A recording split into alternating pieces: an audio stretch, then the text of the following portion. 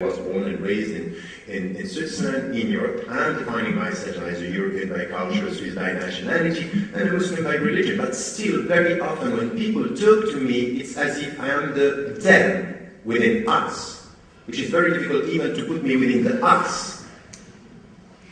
I'm so representing the them. And this is it, this is the way. When I'm speaking as a European, I say, yes, but you. Who is this you are talking about? And this perception, and this is why I'm saying that in time of crisis we are much more dealing with a clash of perceptions than a clash of civilization, is really this perception of me is this us that we are talking about and in which we have to deal with it. And I would say that this is something which is lots of mistrust in the discussion. Lots of mistrust. Do you really mean what you say? What do you really want? What are your objectives? Do you want to Islamize the West? And on the other side, do you really respect Islam? Do you want us to be completely deluded and assimilated in the society? Which is, in fact, when, for example, myself, I was advocating the fact that as a Muslim I should be able to remain a Muslim in Europe. It's not a problem. The definition that was given to my work was, we want to Islamize the West. So, by willing to remain who I am, it's as if now it's understood that you want to Islamize. So you ask the question again, does it mean that you wanted me to disappear as a Muslim to be a good European? If by remaining who I am, you think that I want to Islamize. So the problem is, how is your objective? How do you deal with the issue? And you have to take this into account. And the third point at the beginning is really, we are going to be aware that we are going through natural tensions. And to deny this is wrong. But just to look at the situation, these are natural tensions. We have to be mature and wise enough to look at them the way they are, try to find solutions, and not just to have an ideal take on this, which is idealizing the whole thing and saying we are dealing with something which is against the natural. No, it's the historical difficult time, globalization, more migrations. We are living in tensions in all the Western countries, as well as, I'm just coming, I was 3 weeks ago, I was in Qatar, and they are dealing with the same problem with migrants. I said, who are we going to be? What is our language? Arabic, English? These people are coming from Pakistan. Who are they? We are dealing with a world where it's very difficult. So it's difficult everywhere. So I would say here that these tensions are natural, and we have to deal with this. So, if we now want to ask ourselves and to be serious about the issue, and to try to come to something which has to do with the conditions for us to go beyond this crisis and these tensions, I would say that there is something which is quite important. Let me just bring to the fore, highlight three main conditions that are upstream from the discussions or the debates themselves.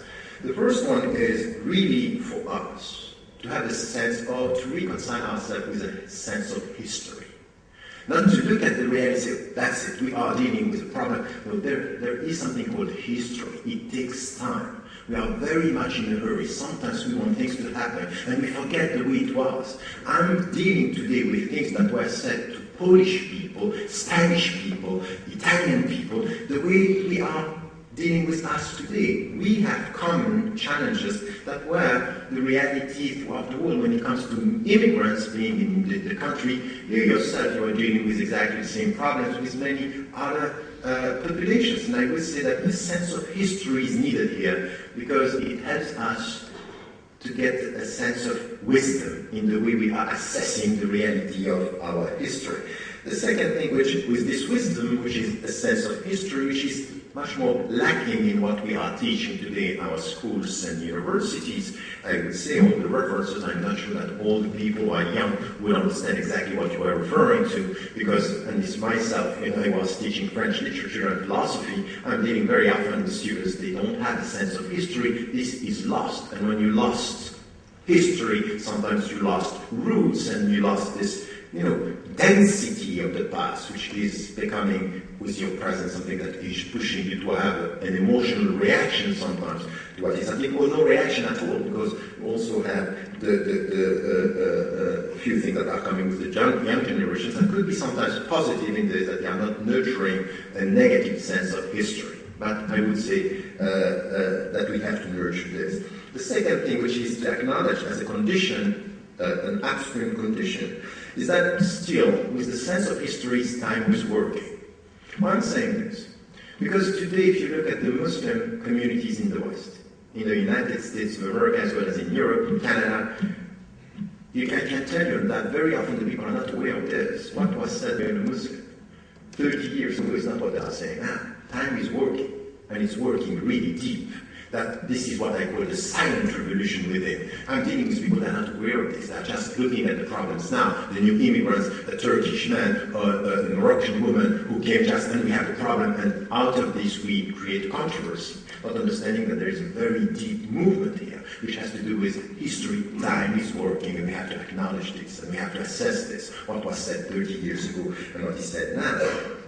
And the second thing, which is important, is while we are positive about this, we should not be naive. There are problems, we have to face the problem. It's going to be difficult. And this is why in the last book, what I believe I'm saying, we are a process which will need not less than 2 generations. It's 50 years that we have to have a vision for the next 50 years, not only the next elections.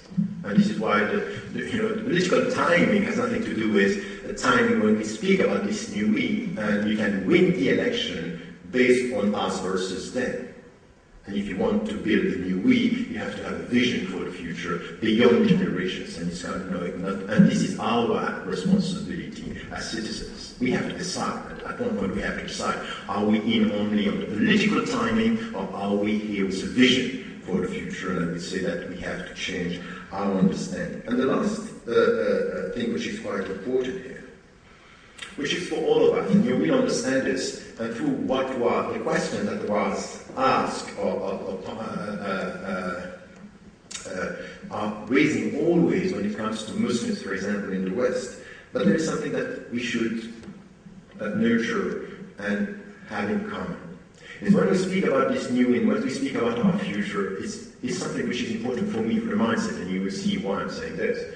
We need a sense of humility. And out of what you were saying about our past, our own contradictions, what was done in the name of our values, and sometimes preaching values, acting exactly in opposition with these values. We all have, when we have a sense of history, to be humble as to values, understandings, principles, and actions and behavior. A sense of humility is quite important. Why? Because we all have to start the process of building a new we based on a critical and self-critical approach. Self-critical approach is for me a condition to go beyond. If not, we will get this negative definition of my identity.